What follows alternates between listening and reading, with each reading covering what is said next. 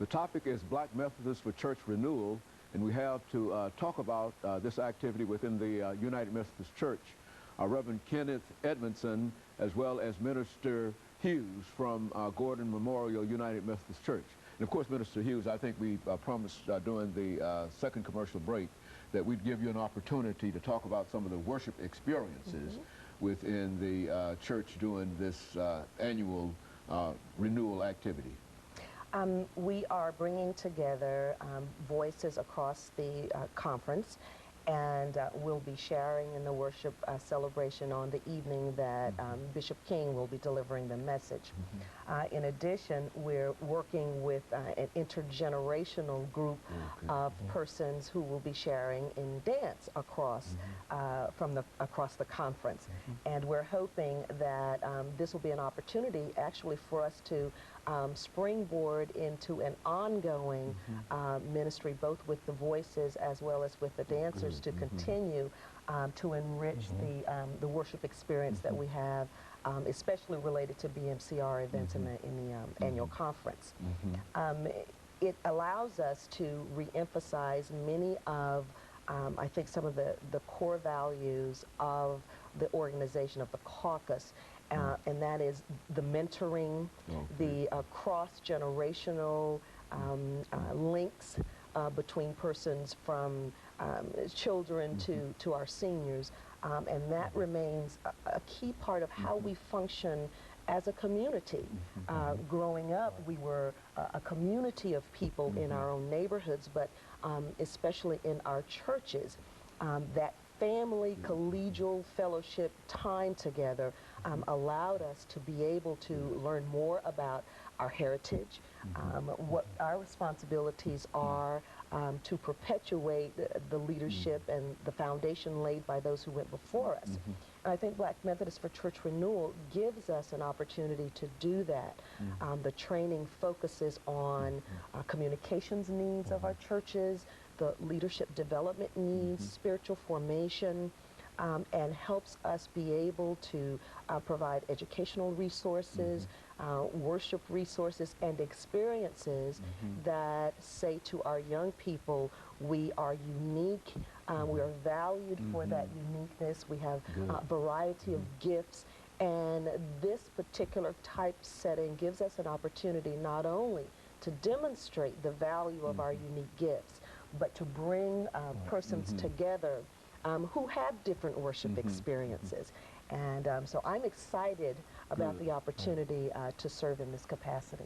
I would imagine, Reverend Edmondson, that this whole activity has increased the awareness of the conference, the general conference, in reference to this. I think, as she indicated earlier, that some of the worship experiences of the African American church are generally a part of the conference. And I thought, as she talked about that, of the efforts made by your own church and some of the things that we've read in the newspaper and et cetera, in terms of bringing that kind of music into the general conference and et cetera. Why don't you speak to that as an activity? I think that, your church is known really for that kind of activity. Yes, thank you, Dr. Haney. Gordon Memorial has a reputation for having a very strong worship and music experience under the leadership of Barbara Thomas, who has celebrated 50 years in music ministry. We have been able to provide a repertoire that's inclusive of anthems, spirituals, gospel music, contemporary music, and been able to blend that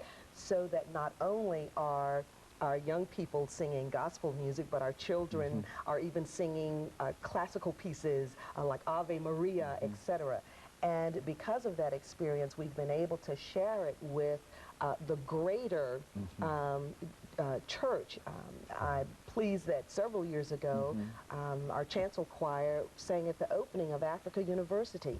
And we did that with the blending of voices from the Zimbabwe annual conference and from 4 other churches from the continental U.S. who were part of that celebration. But it's situations like that where we have been able to not only broaden our own musical horizon, but to share that heritage with others.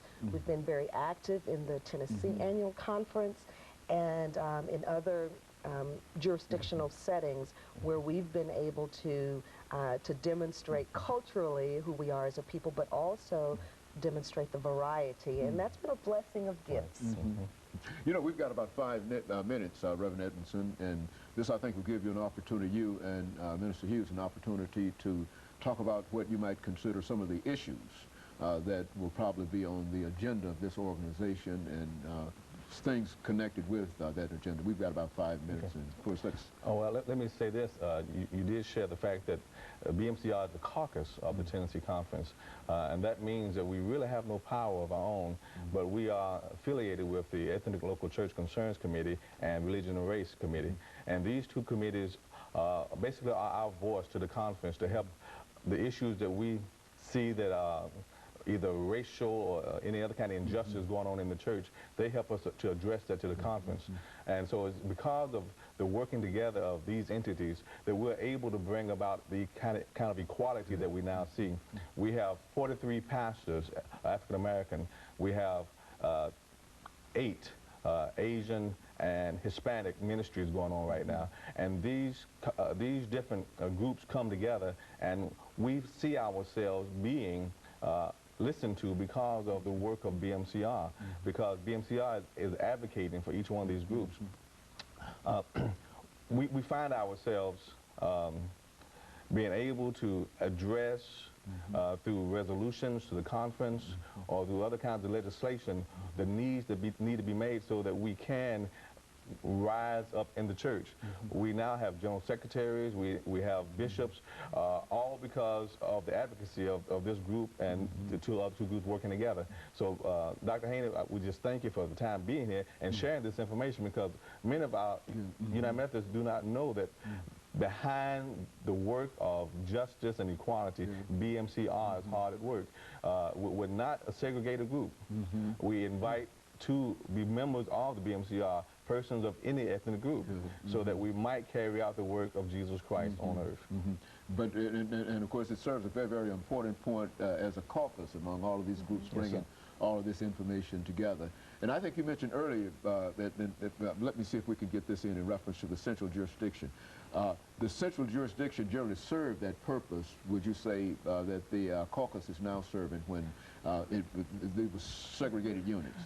Yes, sir. Basically, the central jurisdiction was the entity where African Americans and any other minority were lumped together to carry out the work of the church, and yet were thought to still be a part of the church, but we felt that isolation.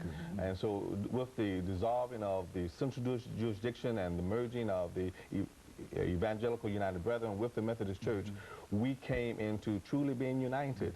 But yet the work is not finished yet. We still have some areas in which there's still some inequalities, there's still some racism, and we work together prayerfully for God to work through us, that we might put an end to that, so we might truly be the church He's calling us to be. You know, Mr. Hughes, go on. You were about to make some statements, and I was about to encourage you to do so. But, I don't want to encourage you to do something in reference to, because I think you were ready to make those statements. Well, I did not want to forget to share the dates for the upcoming Southeastern Jurisdictional meeting, and that's October 25th through the 27th, and that event will be held at the Millennium Maxwell House Hotel. And while registration is required to participate in the workshop and conferences and plenaries, the worship services are a time for us to celebrate together. And so, Reverend Edmondson, this is going to be a great Methodist meeting. Yes, sir. Of course, you know, you might be the Black Methodists with church renewal, but all Methodists and all individuals that are concerned about Christ and about God and etc. are invited to be a part of this great event. Very good. Yes, sir. And of course, we've got about a minute for our final comments, half a minute, and for the two of you, and then we'll be able to end this. Certainly just want to encourage our churches to participate on the local level, on the conference level, and at the jurisdictional level, and at the national level. This is a caucus where we have an opportunity to make a difference, and it's important that not only are we participants, but that we encourage our young people to get involved in the life of the church. That will be important for how we grow strong in leadership. Very good. 20 seconds. Okay. Our bishop here in the Tennessee Conference is Bishop Richard Wills. He will be a part of this, as well as the bishop of the hosting conference, who is James Swanson, who will be preaching at the convocation, at the communion service on Thursday the 25th.